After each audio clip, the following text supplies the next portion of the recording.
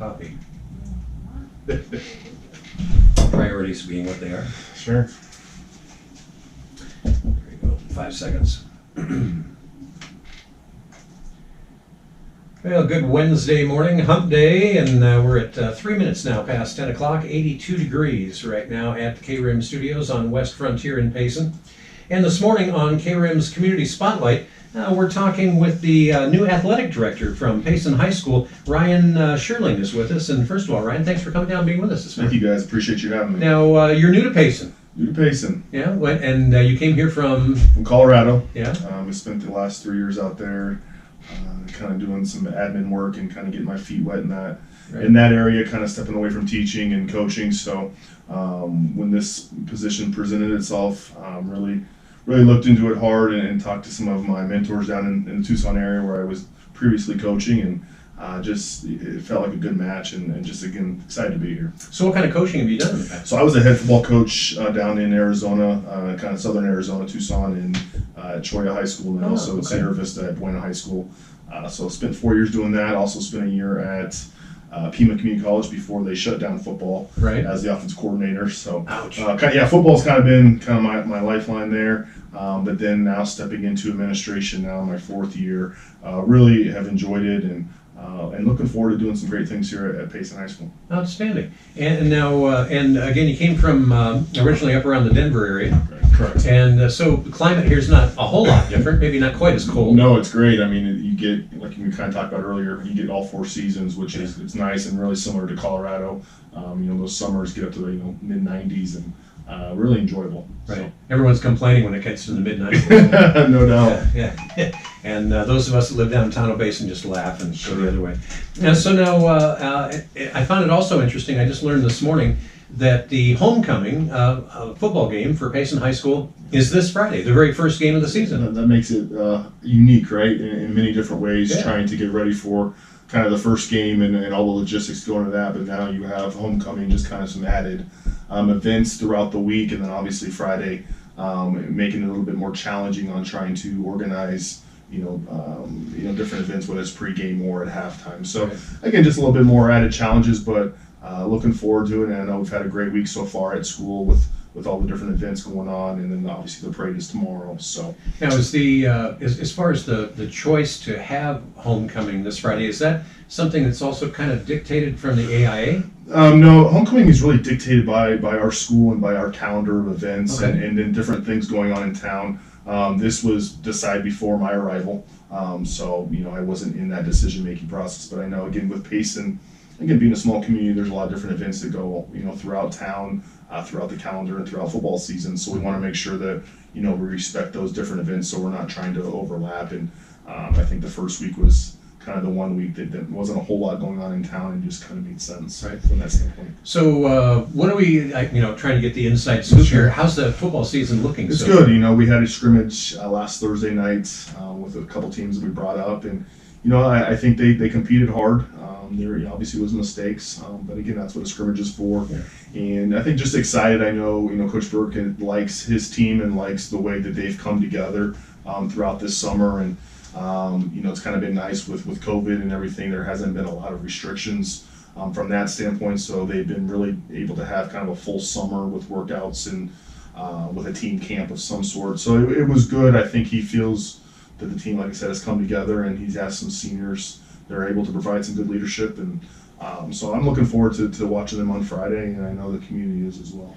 I really struggled last year with so many things being affected by COVID, and when if you have a student that their real focus is to pursue athletics and try and get a scholarship into college doing that, and then all of a sudden a lot of things were canceled last year. I mean, that's a strange bunch of variables that I've never seen happen before. Yeah, I think a lot of things we saw last year no one's ever seen, and being an athletic director at my previous school, it was odd putting on events with no fans and not even fans. And then obviously some games were even canceled, and having to cancel those midweek, right? And so if anything, it's taught me as just an administrator and in my position is just the ability to adjust and be able to change, at the stop of a dime. I mean, it was really, they use the word pivoting all the time. That's what we were doing. And so I was grateful to our coaches and kids and student athletes and parents and families down there, and as I'm sure everywhere. I mean, it was really everybody taking the time to just sit back and, hey, if we gotta adjust, we gotta change something, we can do that. And because in our positions, we were so used to it was, very scheduled. It was logistics. It was, if there was ever a wrench thrown into something, it was everybody kind of freak out mode. Now I think everybody's kind of taking it in stride, and everyone's just doing the best they can. I was a little freaked out myself once in a while seeing some athletic events where kids were still being required to wear masks. Sure. I mean, I get short of breath just sitting here on my duff wearing a mask, let alone trying to run up and down a court or a field or whatever. So what are we looking at this year? I mean, any other lasting changes as a result of this COVID thing that are going to affect us? Kind of carry over? No, I mean, I think right now the AIA is really coming out with just recommendations, and it's really up to each school district and each community to kind of enforce what they feel is necessary. Obviously, there's different health departments with different communities, and they've come out with their own regulations. But as far as what we're doing at Payson is really just doing the best we can within our programs, how we practice, whether it's in pods or groups, because again, the whole contact tracing to this juncture has not been mandated that we enforce that. Again, we want to make sure that we're able to keep our kids as safe as we can, with like the training room, small places inside the athletic area. Mm-hmm. We are requesting the kids have masks on, just because again we're such in close contact with each other, and right. So it's just little things like that we want to try to help our kids and our families. But at the end of the day, it's we're trying to make sure our kids stay within athletics and stay involved and stay at school. Right. I think that's the biggest thing that, from our standpoint, we want to ensure, because we do know when kids are at home and trying to learn, when they're not involved in athletics, it's not good for anybody. Well, let's talk about that learning for a second. Sure. As it pertains to athletics, because there's so many beneficial things that can be learned through involvement with athletics, even if you don't continue on down that road after high school. Mm-hmm. What was your motivation? I mean, did you play sports in the high school? Yeah, so I was football, basketball, all growing up, and I think athletics to me was a great just tool to learn teamwork. And as you kind of get into the real world, so to speak, you're working with many different people and from many different walks, and at the end of the day, you're all trying to accomplish something, right? Mm-hmm. And whether it's in business world or education, and for me to come into this position, especially as an administrator, and now I'm basically coaching the coaches, right, and helping them be support. And I'm their support. I'm their cheerleader. I'm their guy they come to when they need, for travel or fundraising or whatever it may be. But I need to do my job so they can make their job easier, and they can focus on the kids and ultimately, competing and winning games. I think that's ultimately, especially at the varsity level, and I've had those conversations with all our coaches, right? I think, our freshmen, our JV levels, those are development, right? Those are where our guys, our coaches, get our teams, our male and female teams. We need to make sure we're building those kids up, and we'll make sure we're supporting them so they're developing, at a great rate. So when they get to the varsity level, now we're able to compete, with the rest of the teams, throughout the state of Arizona. Right. And so again, going back to that, the educational component, that's Sure. got to be a big motivator for you. I mean, because even again, if you don't continue on in sports, there's an awful lot of positives that you can learn Sure. just from the competition aspect of whatever sport you're involved in, because later on in life, there's still a lot of competition depending on what you go into. Correct, and I think education, provides that. We all want to play sports in college, right? But I think just the reality of it's a numbers game, and the reality of it is a lot of kids don't have that opportunity to go into college because, again, it's tough. It's tough to play collegiate athletics. So making sure that they have their academic piece, in line, that can open up more doors for them and give them more opportunities. And whether it is college they go to, whether it's a trade school, whether they go right into the workforce, again, there's so many different options that are available to kids nowadays. And I think as educators, it's our job to present all the opportunities we possibly can to them. and then let them choose their path. I think that's the biggest thing that I like to focus on. Makes sense. Sure. When it comes to the students at Payson High School, are there areas that coming in and just taking a look at this for the first time that you think, well, golly, we need to work on maybe making a couple of changes here and a couple of changes there? Anything like that stands out at you already? Yeah. I think when you come into a new position, you try not to limit.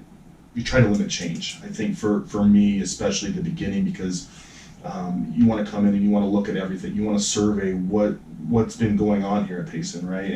And then you kind of assess, start to implement some changes, as you kind of go along. But you want to make sure that they're gradual, right? Change is hard for everybody.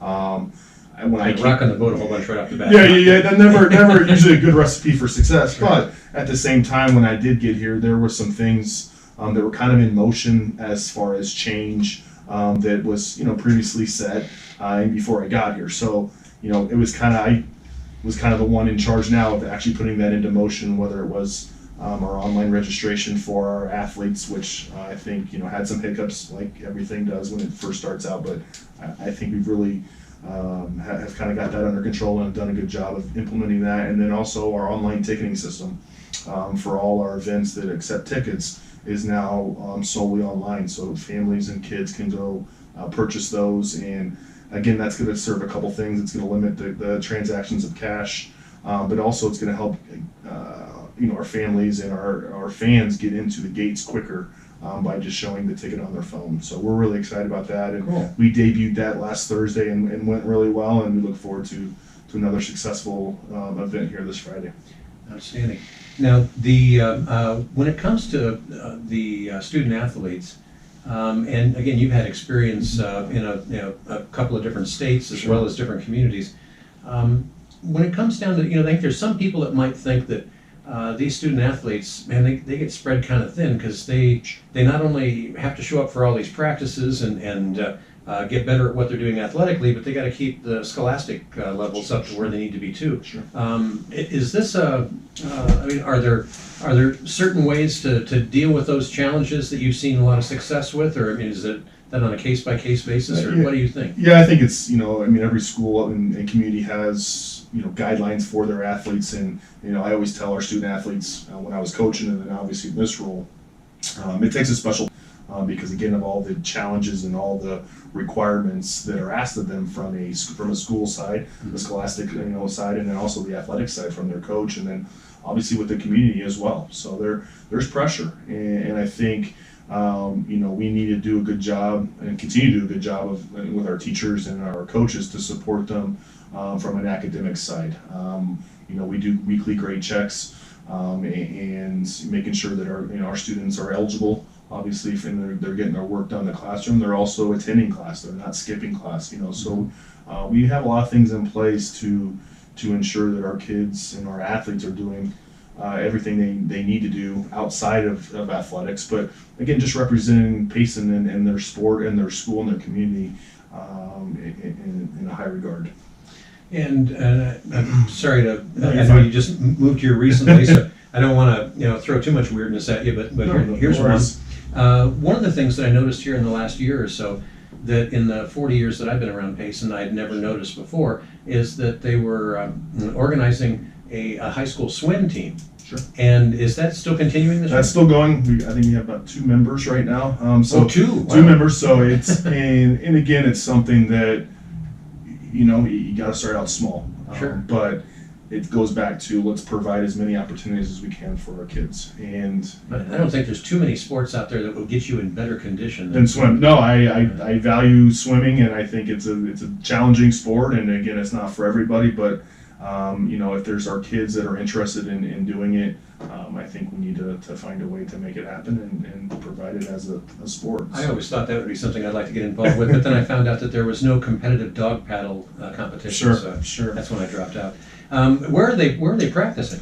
So they are practicing right now. They do a little bit at Chaparral Pines, the country club up there, and then I think they're going down to, does the reservation have a pool down here? I think they have but again, I think what they're finding out is both pools are not regulation size. They're a little bit shorter.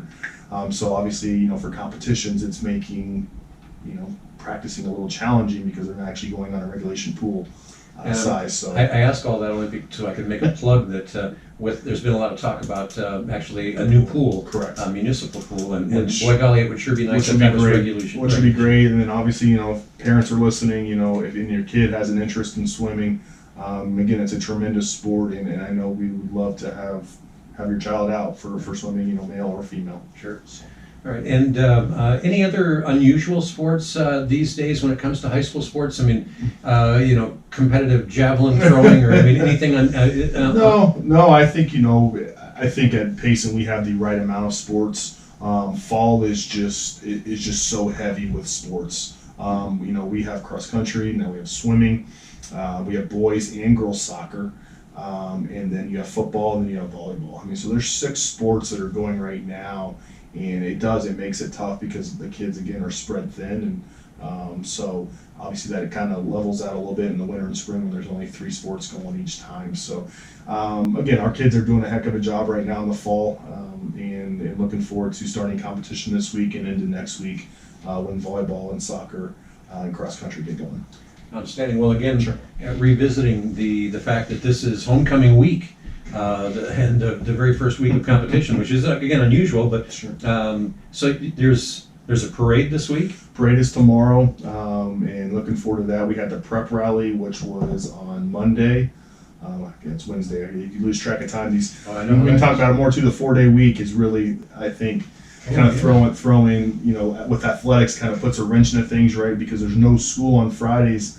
So again, we just hope that kids, obviously stay in town with their families and come out to the games on Friday night. So I'm anxious to see how that 4-day week affects Friday night I football. hadn't thought about that. That Yeah. would, Sure. interesting little curveball in the whole thing, So. or whatever the Well, proper then football term. Yeah, because then it makes Tuesdays like your hump day, like Right. as you introduced everyone Right. everything this morning. So it makes it kind of weird, but I think we're getting used to it as staff, and I think the kids, I'm sure, appreciate it as well. Right. So. And so now does that mean that there's I know games are typically Friday nights, Correct. but there's no other practices or anything on Fridays? Or? So no, our sports have been coming in on Fridays.